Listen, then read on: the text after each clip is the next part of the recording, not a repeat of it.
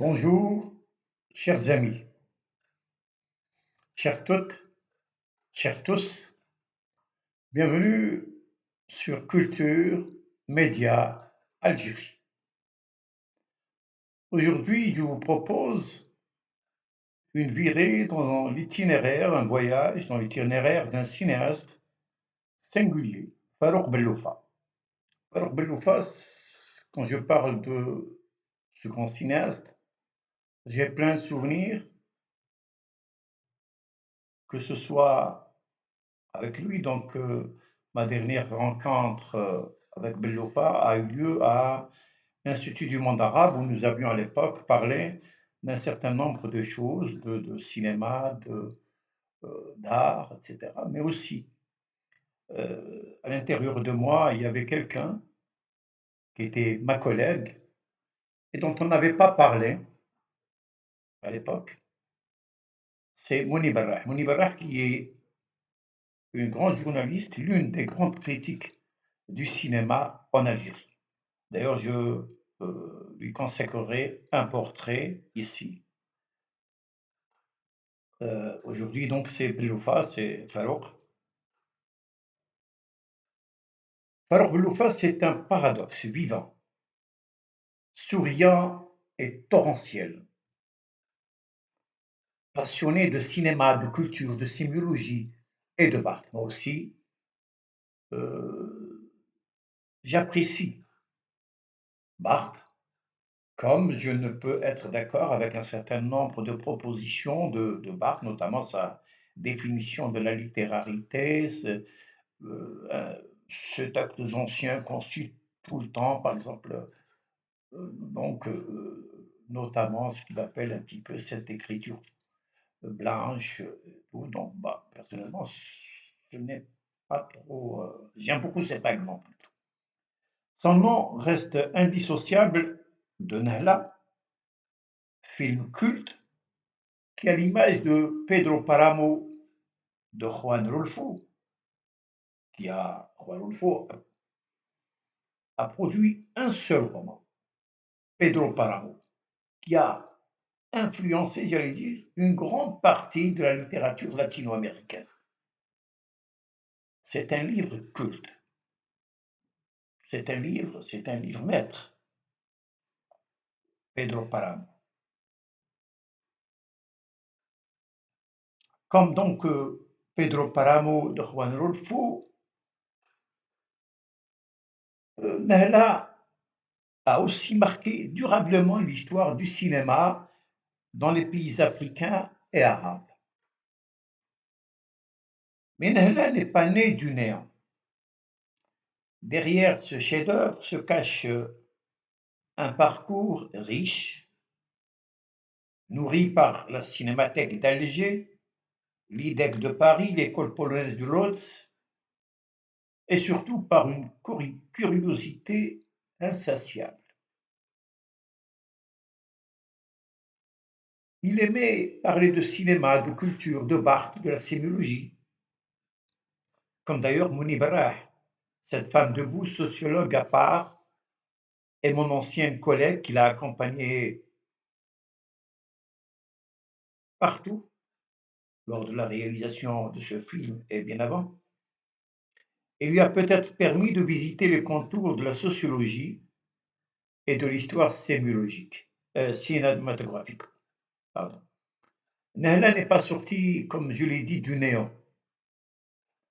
Belloufa, né en 1947 et décédé en 2018, fut critique de cinéma à Alger républicain avant de rejoindre l'unique promotion de l'Institut national du cinéma en 1964.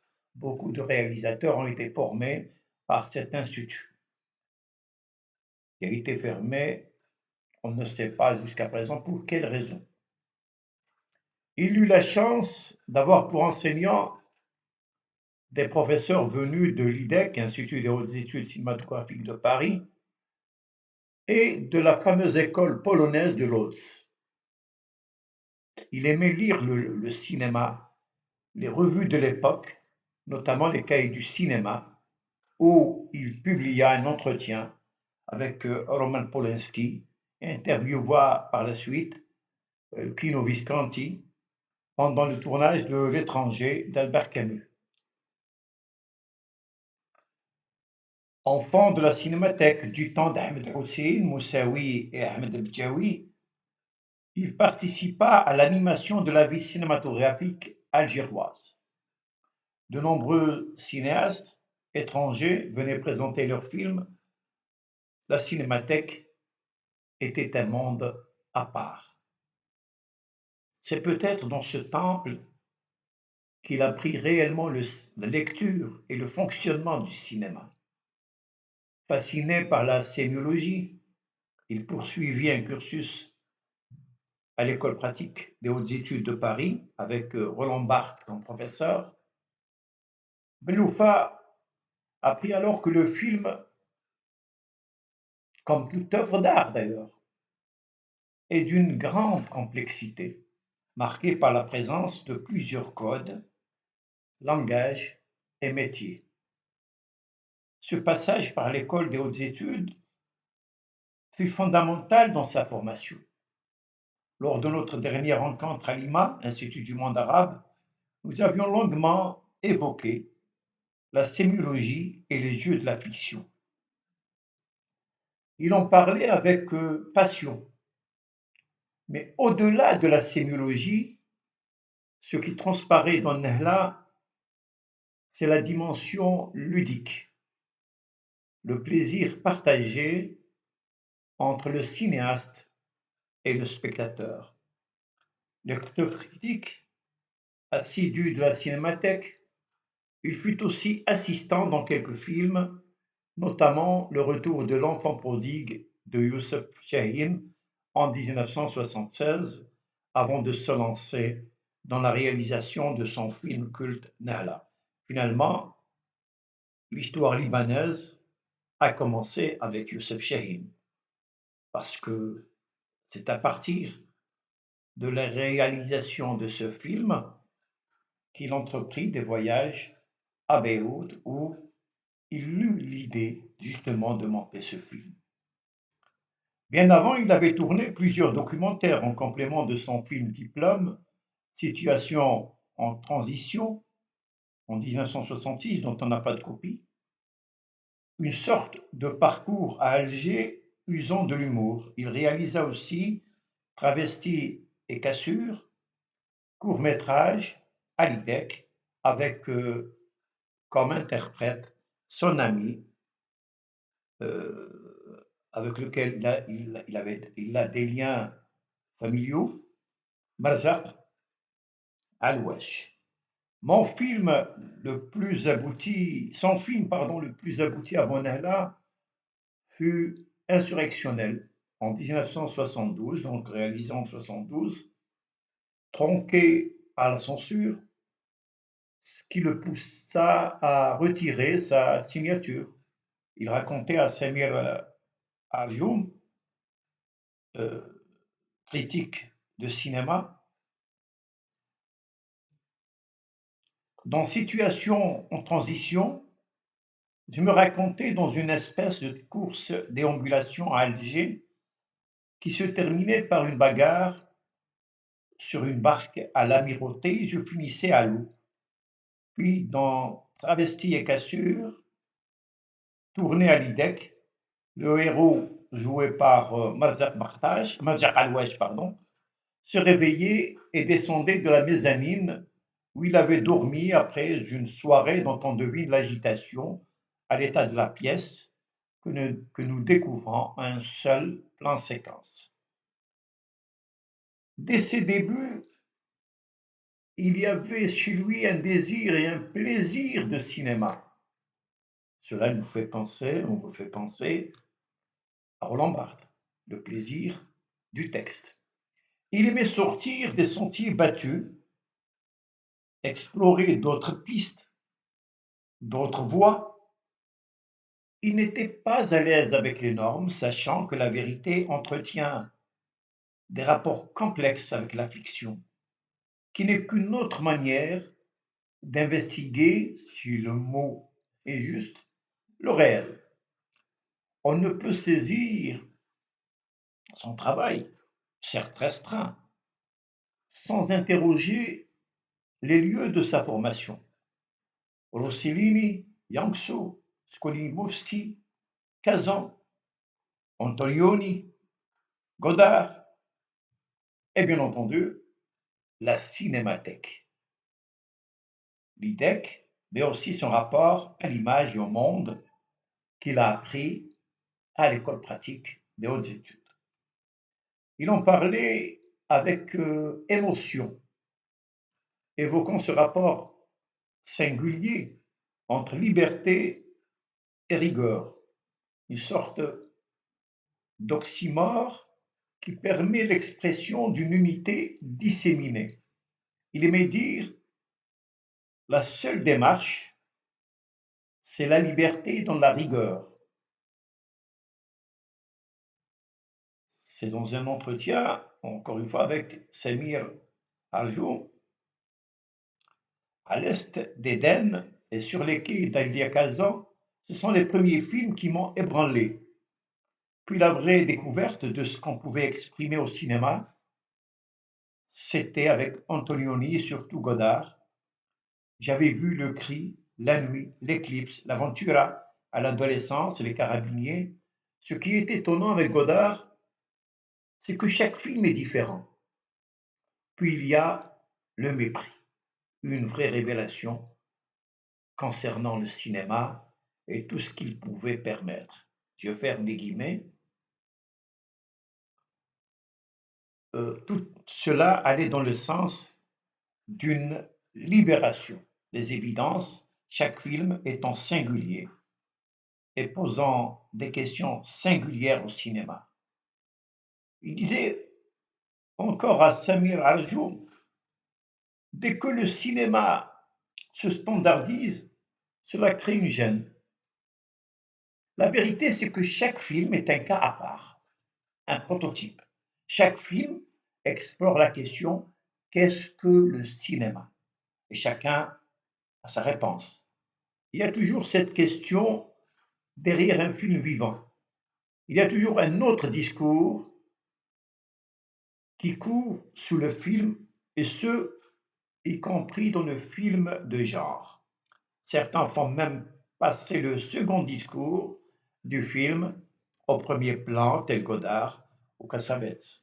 On peut dire qu'il pourrait y avoir pas uniquement deux discours, mais plusieurs discours, et ça, on peut parler de polyphonie, pour reprendre Bakhtin. Il y avait chez lui ce désir de comprendre, de savoir ce qui travaille le cinéma, c'est-à-dire l'entreprise filmique. Ainsi, cherchait-il à mieux cerner les éléments essentiels qui caractérisent les différentes formations discursives nourries de réalités implicites et explicites. Le cinéma est certes le lieu d'articulation de plusieurs instances, de nombreux codes et langages, mais il fonctionne comme une machine cybernétique. Il ne peut être réellement saisi que si l'on comprend qu'il y a plusieurs niveaux d'interprétation et d'analyse. Beloufa, riche, comme je l'ai dit déjà au début, de l'enseignement acquis à l'école pratique des hautes études de Paris, essentiellement de Roland Barthes, d'en avoir dans son film culte Nehla sa singularité, mais aussi la mise en œuvre d'un certain nombre de lieux de formation, ce qui donne justement au film sa particularité et sa puissance.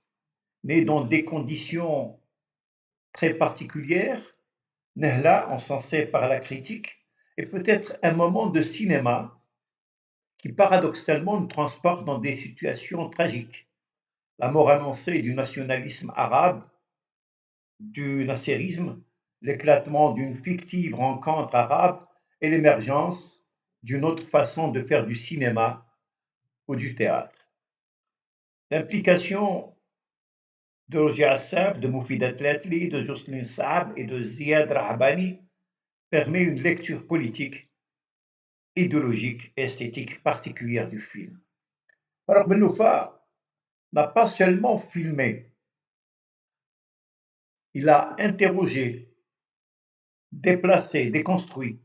Son cinéma est une écriture de la fracture, une poétique de l'imprévu, une esthétique du paradoxe. Nahla demeure une œuvre unique, traversée par des silences paradoxalement bavards, prémonitoires, qui parlent sans donner l'air de parler. Il y avait aussi les éclats de musique, les improvisations de la guerre civile et les interrogations d'un monde arabe en crise, qu'embarque devant une image. Benloufa nous laisse avec ce film qui nous pique, nous blesse et nous fascine.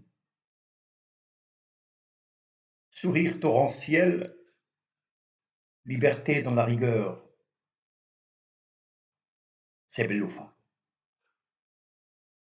Benloufa aura donné au cinéma algérien une œuvre rare, ouverte et profondément interrogative. J'ai toujours associé Benloufa à Mohamed Zinat et Abdelaziz Tolbi.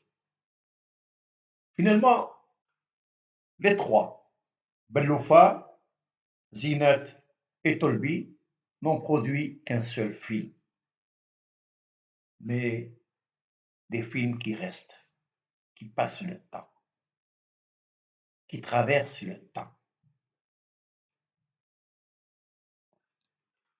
Ce sont des films qui disent l'Algérie, parce que un film comme Nahla, certes, produit, tourné au Liban, parlant de situation libanaise, après donc, mais il était foncièrement algérien. L'Algérie était fortement, obsessionnellement présente dans ce film. Si on voit bien le film, ce n'est pas uniquement l'arrivée des journalistes, mais bien au-delà. L'Algérie est fortement présente parce que Benloufa avait l'Algérie au cœur. Il aimait profondément son pays. Alors Benloufa nous rappelle que le cinéma n'est jamais figé. Chaque film est un prototype, une réponse singulière à la question « Qu'est-ce que le cinéma ?» Je suis très content d'avoir présenté ce portrait de Benloufa, même si je suis en train de travailler sur un long portrait. Là, ce n'est qu'un court, une petite synthèse de ce que je suis en train de faire. Merci d'avoir suivi cette exploration. Abonnez-vous, partagez, commentez. Commentez, s'il vous plaît. Parlons, apprenons à parler, à discuter sérieusement, dans le calme, mais avec rigueur, pour reprendre ce mot de Benloufa. Et surtout, continuons à penser ensemble le cinéma, la culture et la mémoire. Merci, chers amis. Merci de votre attention et à bientôt.